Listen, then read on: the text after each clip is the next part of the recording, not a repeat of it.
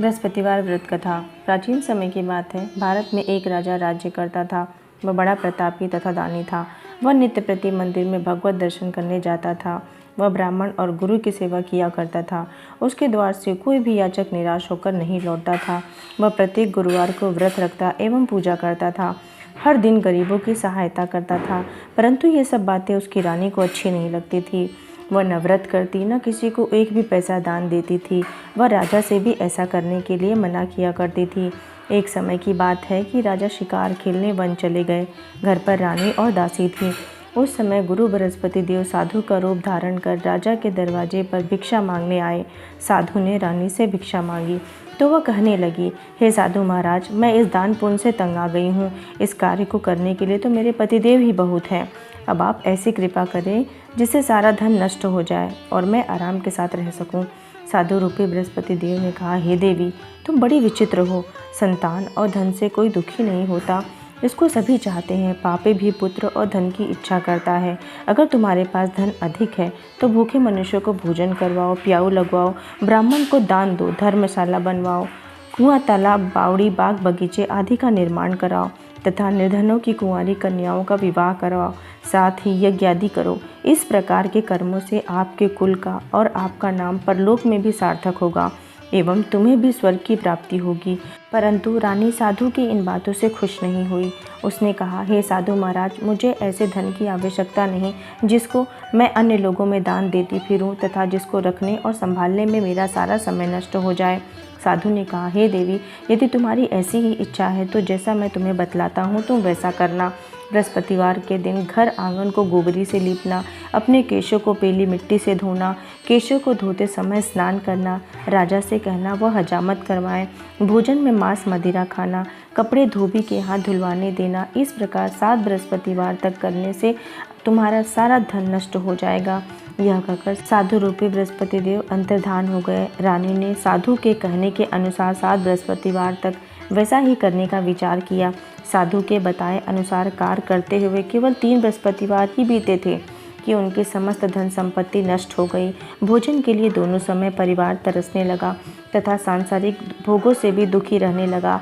तब राजा रानी से कहने लगा कि हे रानी, तुम यहाँ रहो, मैं दूसरे देश को जाता हूँ, क्योंकि यहाँ पर मुझे सभी मनुष्य जानते हैं, इसलिए मैं यहाँ पर कोई काम नहीं कर सकता। मैं अब परदेश जा रहा हूँ, वहाँ कोई काम धंधा करूँगा, शायद हमारे भाग्य बदल जाए। ऐसा कहकर राजा परदेश चला गया। वहाँ जंगल में लकड़ी काट कर लाता और शहर में बेचता। इस तरह जीवन व्यतीत करने लगा। इधर राजा के बिना रानी और दासी दुखी रहने लगी। किसी दिन भोजन मिलता तो किसी दिन जल पीकर ही रह जाती। एक समय रानी और दासी को 7 दिन तक बिना भोजन के व्यतीत करने पड़े। तो रानी ने अपनी दासी से कहा, हे दासी, यहाँ पास ही के नगर में मेरी बहन रहती है, वह बड़ी धनवान है, तू उसके पास जा और वहाँ से 5 सेर बेजर मांग कर ले आ, जिससे कुछ समय के लिए गुजारा तो हो जाएगा। दासी रानी की बहन के पास गई। रानी की बहन उस समय पूजा कर रही थी। बृहस्पतिवार का दिन था। दासी ने रानी की बहन से कहा, हे रानी, मुझे आपकी बहन ने भेजा है, मुझे 5 सेर बेजर दे दो।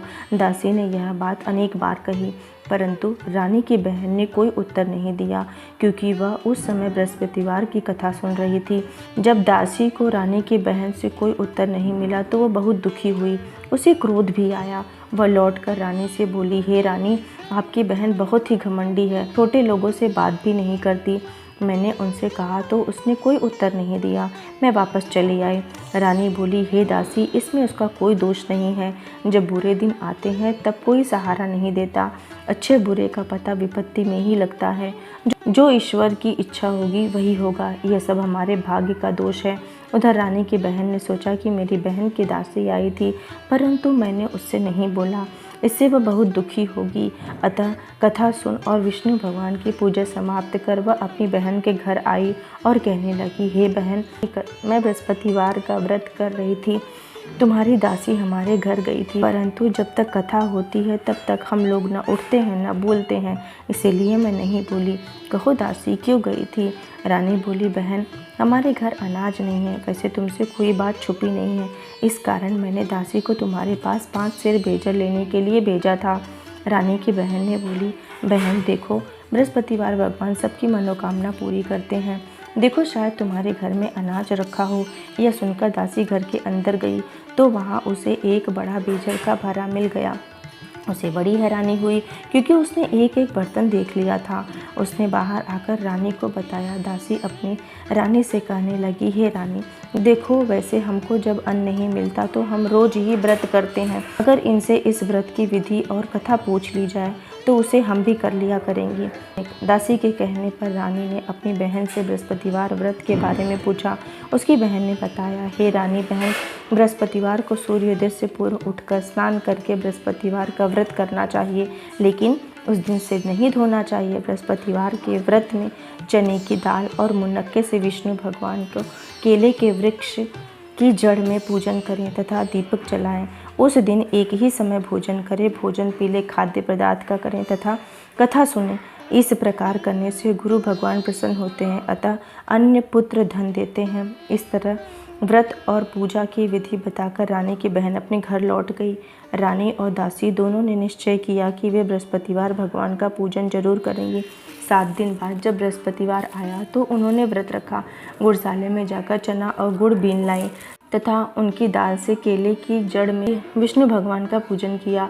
अब भोजन कहाँ से आए? दोनों बड़ी दुखी हुई, परंतु उन्होंने व्रत किया था, इस कारण बृहस्पति देव भगवान प्रसन्न थे। वे एक साधारण व्यक्ति के रूप में 2 थाली में सुंदर पीले भोजन लेकर आए और दासी को देकर बोले, हे दासी, यह भोजन तुम्हारे और रानी के लिए है, तुम दोनों करना। दासी भोजन पाकर बड़ी प्रसन्न हुई और रानी से बोली, रानी जी भोजन कर लो। रानी को भोजन के आने के बारे में कुछ नहीं पता था, इसलिए वह दासी से बोली, जा तू ही भोजन कर, क्योंकि तू हमारी व्यर्थ ही हंसी उड़ाती है। दासी बोली, एक व्यक्ति अभी भोजन दे गया है। रानी कहने लगी, वह भोजन तेरे लिए दे गया है, तू ही भोजन कर। दासी ने कहा, वह व्यक्ति हम दोनों के लिए 2 थाली में भोजन दे गया है, इसीलिए मैं और आप दोनों ही साथ साथ भोजन करेंगी।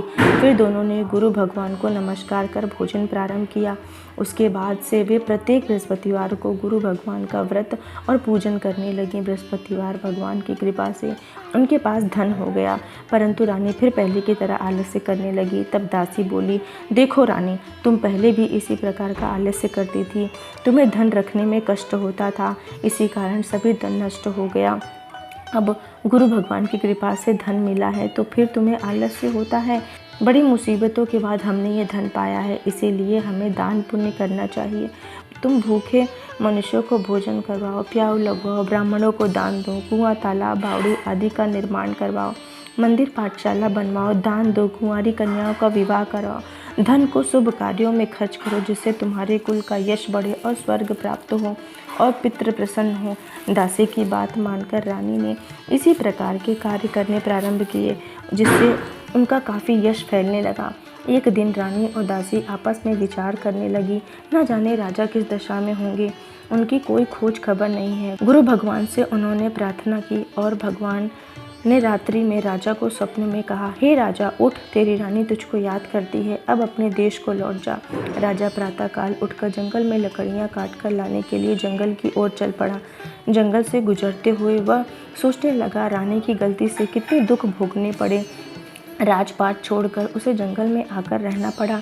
जंगल से लकड़ियां काटकर उन्हें बेचकर गुजारा करना पड़ा। उसी समय उस जंगल में बृहस्पति देव एक साधु का रूप धारण कर आए और राजा के पास आकर बोले, हे लकड़हारे, तुम इस सुनसान जंगल में किस चिंता में बैठे हो, मुझे बतलाओ। यह सुनकर राजा के नेत्रों में जल भर आया और साधु की वंदना कर बोला, हे प्रभु, आप सब कुछ जानने वाले हो। इतना कहकर राजा ने साधु को अपनी संपूर्ण कहानी सुना दी। महात्मा तो स्वभाव से ही दयालु होते हैं। वे राजा से बोले, हे राजा, तुम्हारी पत्नी ने बृहस्पति देव के प्रति अपराध किया था, जिसके कारण तुम्हारी यह दशा हुई है। अब तुम किसी प्रकार की चिंता मत करो, भगवान तुम्हें पहले से अधिक धन देंगे। देखो, तुम्हारी पत्नी ने बृहस्पतिवार का व्रत करना प्रारंभ कर दिया है। अब तुम भी बृहस्पतिवार का व्रत करके चने की दाल व गुड़ और जल को लोटे में डालकर केले के पत्ते से भगवान विष्णु का पूजन करो, फिर कथा कहो या सुनो, भगवान तुम्हारी सब मनोकामना पूर्ण कर देंगे। साधु को प्रश्न देखकर राजा बोला, हे प्रभु, मुझे लकड़ी बेचकर इतना पैसा भी नहीं मिलता जिससे मैं भोजन करने के उपरांत कुछ बचा सकूं। मैंने रात्रि में अपनी रानी को व्याकुल देखा है, मेरे पास कोई साधन नहीं जिससे समाचार जान सकूं। फिर मैं बृहस्पतिवार की कौन सी कहानी कहूँ या सुनूं, मुझको तो कुछ भी नहीं मालूम। साधु ने कहा, हे राजा, तू किसी बात की चिंता मत करो। बृहस्पतिवार के दिन तुम रोजाना की तरह लकड़ियाँ शहर में ले जाओ तो तुम्हें रोजाना से दुगना धन प्राप्त होगा, जिससे तुम भली भांति भोजन कर लोगे तथा बृहस्पतिवार की पूजा का सामान भी आ जाएगा। बृहस्पति देव की कथा इस प्रकार है। प्राचीन काल में एक बहुत ही निर्धन ब्राह्मण था। उसकी कोई संतान नहीं थी। वह नित्य पूजा पाठ करता, परंतु उसकी स्त्री बहुत मलिनता के साथ रहती थी। वह न स्नान करती, न किसी देवता की पूजा करती। प्रातः उठते ही सर्वप्रथम भोजन करती, बाद में कोई अन्य कार्य करती। ब्राह्मण देवता बहुत दुखी रहते थे। पत्नी को बहुत समझाते, किंतु उसका कोई परिणाम न निकलता। भगवान की अनुकंपा से एक समय उस ब्राह्मण की पत्नी गर्भवती हुई और 10वें महीने उसने एक सुंदर कन्या को जन्म दिया। निर्धन ब्राह्मण कन्या के जन्म से बहुत दुखी हुआ। धीरे धीरे ब्राह्मण की कन्या बड़ी होने लगी। बचपन से ही उस कन्या की रुचि भगवान विष्णु की पूजा में थी। वह प्रातः उठते ही स्नान आदि करके भगवान विष्णु की पूजा करने मंदिर में जाती थी। बृहस्पति देव का व्रत करके विधिवत पूजा पाठ करती थी। पूजा पाठ के बाद वह पढ़ने के लिए पाठशाला में जाती। घर से चलते वह मुट्ठी भर जौ साथ लेकर जाती और पाठशाला के रास्ते में थोड़े थोड़े जौ गिराती जाती थी। जब वह पाठशाला से घर लौटती तो जौ के वह दाने सोने में बदले हुए मिलते थे। लड़की सभी सोने के दानों को बीन लाती। एक दिन जब वह सोने के दानों को साफ कर रही थी तो उसकी माँ ने कहा, बेटी, सोने के दाने को साफ करने के लिए सोने का सूप भी होना चाहिए। अगले दिन बृहस्पतिवार था। उसने भगवान बृहस्पति देव की पूजा करते हुए प्रार्थना की, हे भगवान, यदि मैंने आपका व्रत विधिवत किया हो तो मुझे सोने का सूप दे दो। भगवान बृहस्पति देव ने उसकी मनोकामना को पूरी करने का वचन दिया। पाठशाला से लौटते समय उसे रास्ते में सोने का सूप पड़ा हुआ मिला। घर लौटकर सोने के सूप अपनी माँ को दिखाकर वह सोने के दानों को साफ करने लगी। उसी समय नगर का राजकुमार उसके घर के पास से गुजरा। उस सुंदर लड़की को सोने के सूप में जौ साफ करते देख राजकुमार उस पर मोहित हो गया। महल में लौटकर राजकुमार ने राजा से उस लड़की से विवाह करने की इच्छा प्रकट की। तो राजा ने ब्राह्मण को महल में बुलाकर राजकुमार से उसकी लड़की के विवाह की बात कही। ब्राह्मण तैयार हो गया। धूमधाम से उस लड़की का विवाह राजकुमार से हो गया। दुल्हन बनकर ब्राह्मण की लड़की महल चली गई। लड़की के चले जाने के बाद ब्राह्मण फिर निर्धन हो गया। उसे कई कई दिन भोजन नहीं मिलता। बहुत दुखी होकर ब्राह्मण एक दिन अपनी लड़की के पास गया। अपने पिता की निर्धनता का समाचार सुनकर उसे बहुत सा धन देकर पिता को विदा किया। उस धन से ब्राह्मण के कुछ दिन तो आराम से गुजर गए। जल्दी फिर भूखे मरने की हालत हो गई। ब्राह्मण अपनी लड़की से धन लेने के लिए फिर महल पहुंचा। लड़की ने पिता की बुरी हालत को देखकर कहा, पिताजी, आखिर आप कब तक मुझसे धन लेकर जीवन यापन करेंगे? आप कोई ऐसा उपाय क्यों नहीं करते जिससे आपका घर धन संपत्ति से भर जाए? ब्राह्मण ने कहा, मैंने तेरी माँ को बहुत समझाया, लेकिन उसका कोई परिणाम नहीं। उसकी समझ में कुछ नहीं आता। उसका फूहड़पन नष्ट हो तो घर की निर्धनता भी दूर हो जाए। तब कुछ सोचकर लड़की ने पिता से कहा, पिताजी, आप कुछ दिनों के लिए माँ को मेरे पास छोड़ जाओ। तब कुछ सोचकर ब्राह्मण ने पत्नी को लड़की के पास महल में छोड़ आया। लड़की ने अपनी माँ से कहा, माँ, तुम कल सुबह प्रातः उठकर स्नान आदि करके भगवान बृहस्पति देव की पूजा अवश्य करना। पूजा करने से तुम्हारी निर्धनता अवश्य दूर हो जाएगी। लेकिन उसकी माँ ने उसकी बात नहीं मानी। तब क्रोधित होकर लड़की ने अपनी माँ को एक कक्ष में बंद कर दिया। सूर्योदय के समय माँ को उठाकर जबरदस्ती उसे स्नान करवाया और फिर मंदिर ले जाकर भगवान बृहस्पति देव की पूजा करवाई। कुछ दिनों तक ऐसा करने से माँ की बुद्धि में परिवर्तन हुआ और वह स्वयं बृहस्पतिवार का व्रत करने लगी। उसके व्रत करने से ब्राह्मण के घर में भगवान विष्णु की अनुकंपा से धन की वर्षा होने लगी। दोनों पति पत्नी धन संपत्ति पाकर आनंद पूर्वक जीवन यापन करते हुए विष्णु धाम चले गए। लकड़हारा बने राजा ने उन साधु से भगवान बृहस्पति देव की यह कथा सुनकर बृहस्पतिवार का व्रत करके भगवान विष्णु की पूजा की। उस दिन से उसके सभी क्लेश दूर हो गए। लेकिन अगले बृहस्पतिवार को कामकाज में अधिक व्यस्त रहने के कारण उसने भगवान बृहस्पति देव का व्रत नहीं किया। किया। भगवान बृहस्पति देव लकड़हारे से क्रोधित हो गए और उसे भूल की सजा दी। उस दिन नगर के राजा ने नगर में घोषणा करके सबको सूचित किया, प्रत्येक नागरिक मेरे महल में भोजन करने आए। जो नहीं आएगा उसे अपराधी मानकर भारी दंड दिया जाएगा। लकड़हारे बने राजा ने उस नगर के राजा की घोषणा तो सुनी, लेकिन जंगल में लकड़ी काट कर लाने और उसे बेचने में देर हो जाने के कारण वह समय पर महल में भोजन करने नहीं जा सका। अतः राजा के सैनिक लकड़हारे को पकड़कर महल में ले गए। राजा ने उसे महल में एक कक्ष में बैठाकर भोजन कराया। उस कक्ष में एक खूंटी पर रानी का सोने का हार लटका हुआ था। लकड़हारा अकेला उस कक्ष में भोजन कर रहा था। तभी उसने एक आश्चर्यजनक घटना घटती देखी। देखते ही देखते वह खूंटी हार को निगल गई। थोड़ी देर बाद राजा ने हार को गायब देखा तो लकड़हारे को कारागार में डलवा दिया। लकड़हारा मन ही मन अपने भाग्य को कोसने लगा। तभी उसे जंगल में मिले साधु का स्मरण हो आया।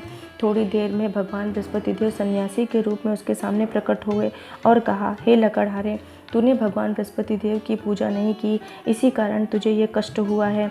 लेकिन अब तू चिंता मत कर। बृहस्पतिवार के दिन कारागार के दरवाजे तुझे कुछ पैसे पड़े हुए मिलेंगे। उन पैसों से भगवान बृहस्पति देव का व्रत करके उनकी पूजा करोगे तो तुम्हारे सब दुख नष्ट हो जाएंगे।